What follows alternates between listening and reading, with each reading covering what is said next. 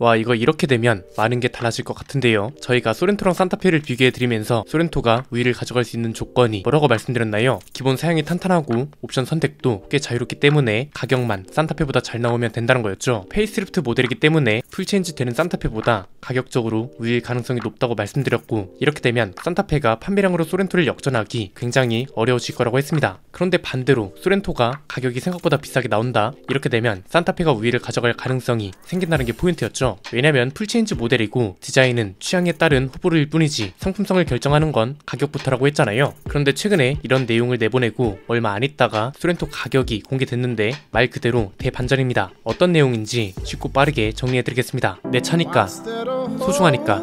그런데 이 많은 걸 대체 어디서? 세차용품 넘버원 N09.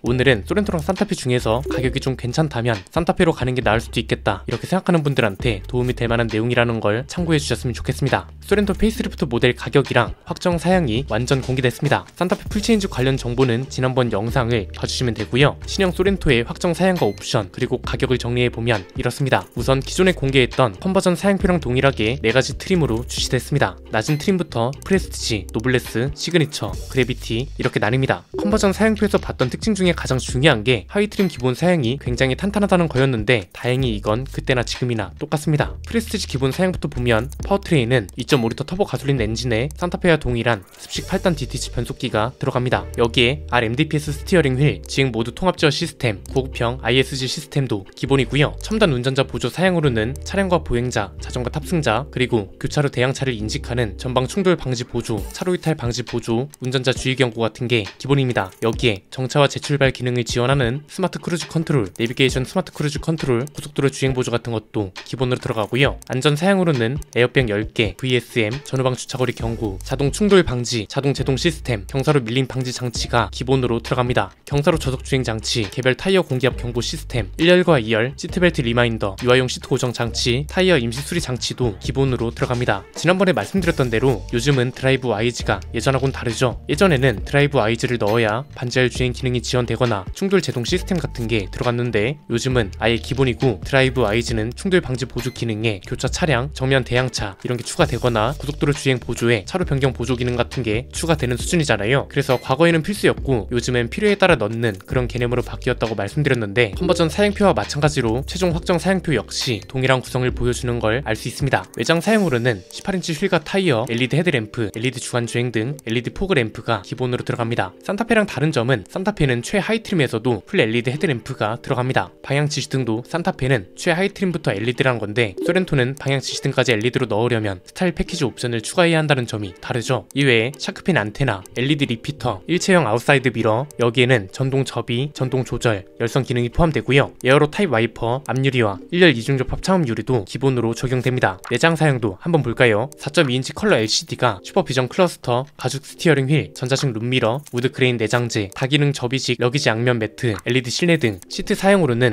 인조 가죽 시트, 앞좌석 열선 시트와 통풍 시트, 운전석 전동식 허리 지지대, 앞좌석 파워 시트, 동승성 워크인 디바이스가 기본입니다. 2열 시트는 6대4 폴딩과 리클라이닝 기능이 지원되고, 2열 열선 시트, 2열 원터치 폴딩 기능도 기본으로 들어갑니다. 편의 사양도 볼까요? 버튼 시동 스마트키와 원격 시동 기능, 전자식 파킹 브레이크, 오토 홀드가 기본으로 들어갑니다. 전자식 변속 다이얼, 패들 시프트, 후방 모니터, 열선 스티어링 휠, 수동식 틸트 앤 텔레스코픽 스티어링 휠, 앞좌석 독립 제어 풀 오토 에어컨, 인포테인먼트와 공조 전환 조작계, 공기 청정 시스템, 고성능 에어컨 필터, 1열 세이프티 파워 윈도가 기본으로 적용되고요. C타입 USB 단자와 오토 디포그, 레인 센서 애프터 블로우, 하이패스 자동 결제 시스템, 스마트폰 무선 충전 시스템, 2열 파워 아웃렛, 운전석 자동 쾌적 제어, 외부 공기 유입 방지 제어 기능, 그리고 인포테인먼트 시스템으로는 12.3인치 내비게이션, 기아 커넥트, 폰 프로젝션, 기아 카페이, 이 하이패스가 기본입니다. 이외에 무선 소프트웨어 업데이트, 스피커 6개, 스티어링 휠 오디오 리모컨, 블루투스 핸즈 프리, C타입 USB 단자도 기본인데 지난번에 봤을 때와 비슷한 느낌이실 겁니다. 최하위 트림 기본 사양을 많이 신경 썼잖아요. 노블레스 트림으로 올라가면 후방 주차 충돌 방지 보조, 측방 주차거리 경고, 루프렉, 세팅 크롬 프론트 및 리어 스키드 플레이트, 12.3인치 디지털 계기 계기판, 파노라믹 커브드 디스플레이, 프리미엄 스티어링 휠, 인서트 필름 내장재, 가죽 시트가 추가되고요. 편의 사양 같은 경우는 2열 수동 선 커튼, 2열 세이프티 파워 윈도우, 스마트 파워 테일게이트, 220V 인버터, 서라운드 뷰 모니터, 리모트 360도 뷰, 후측방 모니터, 운전 자세 메모리 시스템, 운전석 이지 액세스, 후진 연동 자동 하향 아웃사이드 미러, 원격 스마트 보조 기능이 추가됩니다. 프레스티지 트림에서 옵션으로 추가할 수 있거나 있으면 좋고 없어도 되는 옵션들이 추가되는 거라 소렌토도 완전 가성비로 사려면 최하위 트림인 프레스티지에 필요한 옵션을 추가하면 좋다고 추천드렸었습니다. 시그니처 그래비티 트림도 마찬가지고요. 문제는 가격인데 비교해보면 소렌토가 크게 우위에 있다 이런 생각이 안 드는 게 문제입니다. 어쨌든 소렌토는 페이스리프트고 산타페는 풀체인지이기 때문에 시장 논리로도 그렇고 사람들 인식도 그렇고 소렌토가 더 저렴해야 하는 게 맞잖아요. 그래서 이게 만약 예상대로 가격이 저렴하게 나와준다면 소렌토가 여전히 상위권에 있을 거라고 했는데 가격이 공개되면서 완전 뒤집어진 거죠. 일단 전체 가격 범위를 한번 볼까요? 산타페와 맞추기 위해 디젤 모델을 제외하면 소렌토 가격 범위는 시작이 3,506만원, 풀옵션은 5,472만원으로 확인됩니다. 산타페는 시작 가격이 3,546만원, 풀옵션 가격은 5,565만원으로 시작 가격 기준으로는 40만원, 풀옵션 가격 기준으로는 93만원 정도 차이를 보이는 거죠. 예상했던 것보다 가격 차이가 별로 안 난다는 게 일단 문제라고 보고요. 더 큰 문제는 이겁니다. 산타페는 아예 합리적으로 저렴한 맛에 타는 차라고 생각하고 사는 게 가장 이상적이라고 말씀드렸습니다. 코나, 트레일 블레이저 이런 차들하고 겹치는 가격인 3,800만원을 넘기지 않는 게 가장 베스트라고 했잖아요. 실제로 7인승 익스클루시브 트림에 빌트인 캠하고 하이테크 플러스 옵션만 넣으면 충분하다고 했던 이유가 이렇게 되면 가격이 3,784만원에 나오거든요. 이미 풀 LED 헤드램프랑 테일램프가 기본이기 때문에 하이테크 플러스만 추가하면 실내까지 거의 풀옵션이 되잖아요. 헤드업 디스플레이에 12.3인치 디지털 계기판에 파노라믹 커브드 디스플레이까지 들어가니까 저렴한 구성으로 충분히 합리적인 구매가 가능하다는 게 포인트였고 이걸 보신 많은 분들이 디자인 때문에 돌아섰던 마음이 다시 돌아섰다는 의견을 많이 주셨습니다. 그런데 소렌토를 산타페의 합리적인 구성과 비슷하게 맞추잖아요. 그러면 오히려 소렌토가 더 비싸집니다. 프레스티지 트림에 소렌토는 풀 LED 헤드램프가 아니기 때문에 스타일 패키지를 추가하고 12.3인치 계기판도 추가해야 하고 헤드업 디스플레이랑 빌트인 캠 패키지도 선택해야 합니다. 이렇게 되면 소렌토는 3,877만원이 됩니다. 비슷한 사양인 산타페보다 오히려 93만원이 더 비싼 거죠. 그리고 소렌토에 있는 루프렉 같은 걸 산타페에 추가한다 해도 산타페는 3,883만원이 됩니다. 소렌토랑 고작 6만원 차이입니다. 이러면 진짜 모르는 겁니다. 이게 투표 결과에서도 극명한 차이를 보이는데요. 디자인만 공개됐을 때는 소렌토를 사겠다고 응답한 사람이 압도적으로 많았거든요. 그런데 비슷한 사양과 옵션에 방금 전에 설명한 가격이라면 어떤 차를 선택할 거냐고 물었더니 비율이 거의 동일하게 바뀌었습니다. 이렇게 되면 진짜 취향에 따라 결정이 된다는 거고 산타페가 압도적으로 판매량을 초월하진 못하더라도 소렌토랑 비슷해지거나 살짝 역전할 수 있는 가능성이 높아졌다는 거죠. 딱히 풀체인지라고 문제가 될 것도 없는 게 이미 쓰던 파워트레인을 씁니다.